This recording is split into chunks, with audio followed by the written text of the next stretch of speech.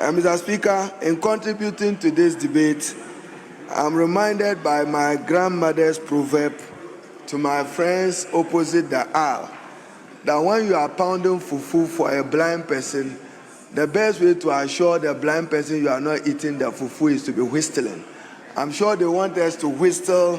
What it is the achievement of President John Dramani Mahama. Mr. Speaker, 2025 was a correctional year for President Mahama and the Honorable Asafuah. Correctional because, Mr. Speaker, Nana Addo Dankwa and the MPP heavily damaged the Ghanaian economy, put Ghanaian businesses into distress. Unemployment was high, inflation 54 to 23%, public debt rose up to 726 billion, which was about 61% of GDP, now down to 630 billion. So, Mr. Speaker, President Mahama and Dr. Asafuah have demonstrated that we are better managers of the economy. The amount of money that this side spent on servicing debt is less today, and that assures the Gen Zs or young people of a future that they will not be overtaxed tomorrow in order to pay for some outstanding debt of an elephant appetite borrowing government which went on a borrowing spree. Mr. Speaker, the Honorable Asafuah has also demonstrated Ghana has borrowed less in 2025 than any other period in the last 10 years. It means that we are making our debt sustainable.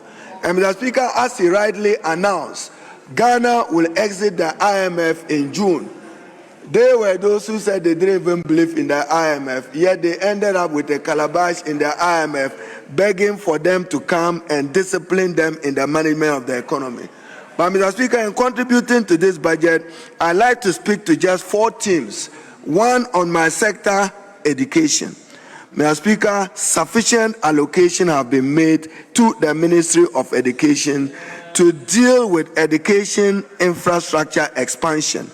Paragraph 462, Mr. Speaker, an amount of 33.3 billion allocated to the Ministry of Education for 2026, 4.2 billion of it, Mr. Speaker, is to implement the free senior high school introduced by the previous government and to expand it.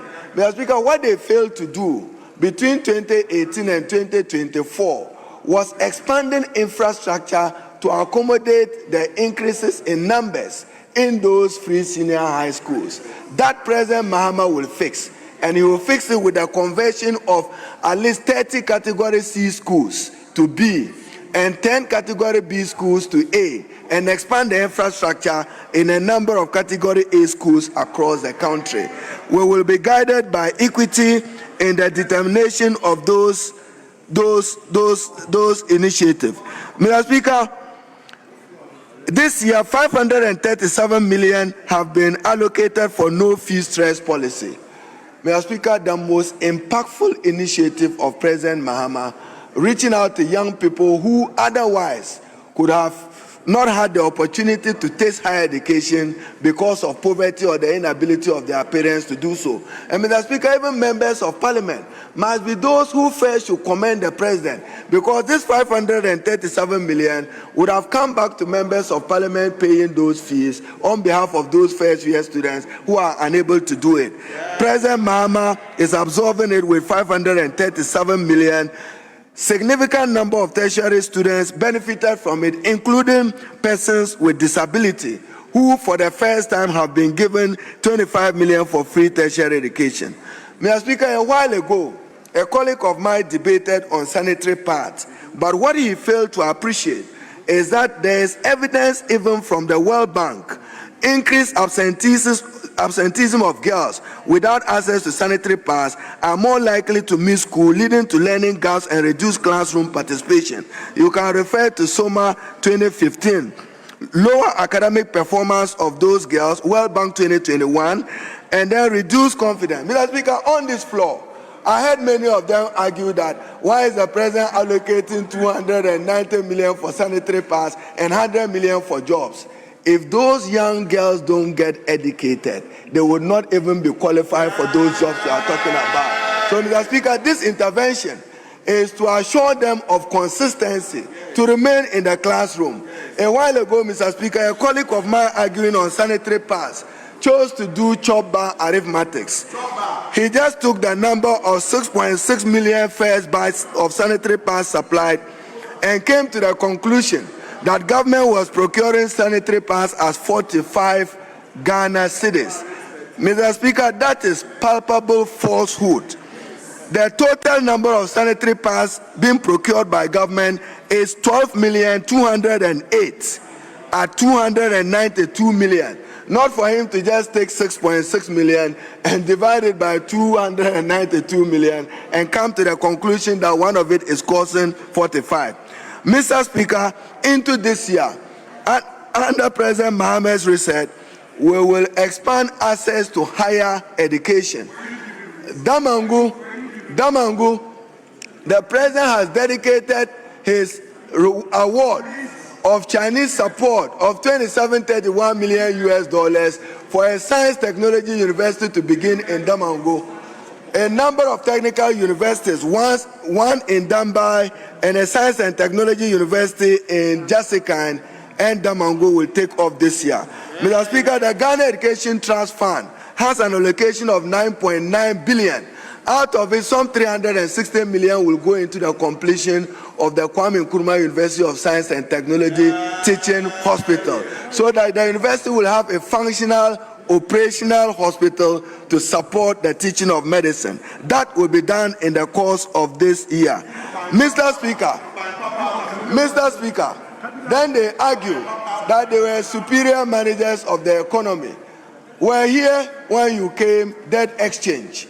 President Nana Addo Dankwa himself, speaking in Brussels, was confronted with the reality when he said his darkest hour was subjecting this country to a debt exchange. The country is not out of the woods of its economic mismanagement that deteriorated even the performance of the city. So, Mr. Speaker, in respect of basic education, a number of junior high schools will be built across the country because there are many communities where 15-20 communities cluster have access only to one junior high school. The Minister for Finance announces in this budget so work will begin on some 200 junior high schools across the country. Mr. Speaker, some 2 billion has been allocated for that. In addition to that, 200 kindergartens and 400 4-unit teacher bungalows. Mr. Speaker, we are currently in discussion with the District Assembly Common Fund, the GET Fund, and using the pension fund of GSOP, the Ghana Education Pension Fund, to begin the construction of 50,000 housing units for teachers under President Mohammed's Teacher Dabre initiative. Very soon, the President will cut sword for it. That, Mr. Speaker, when they talk about jobs, whether it's big push of infrastructure of roads, that creates jobs, whether the job is in a highway or in a road. Mr. Speaker, I've heard my colleague who just landed talking about 24-hour economy. Sooner than later in the coming days, the Honorable Majority Leader will lay the 24-hour economy bill. It has since been gazetted and will come to this House. A revised GIPC Act to make Ghana a friendly country for business will also be laid before this House to give meaning to President Mahama to make Ghana an investment destination. Mr. Speaker, permit me also to highlight on the MPP and Free Senior High School, as I said.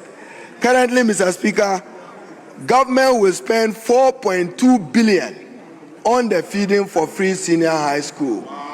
What President Mahama have done is to amend the GET Fund Act. I'm sure the chairman of the Finance Committee will do what is needful and appropriate.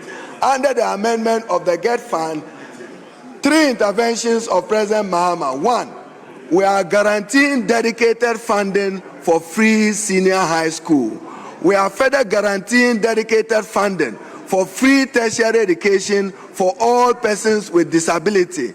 We are further guaranteeing free education for all learners with special needs, including the Akropong School of the Blind. That, when the amendment takes place, will give effect to that.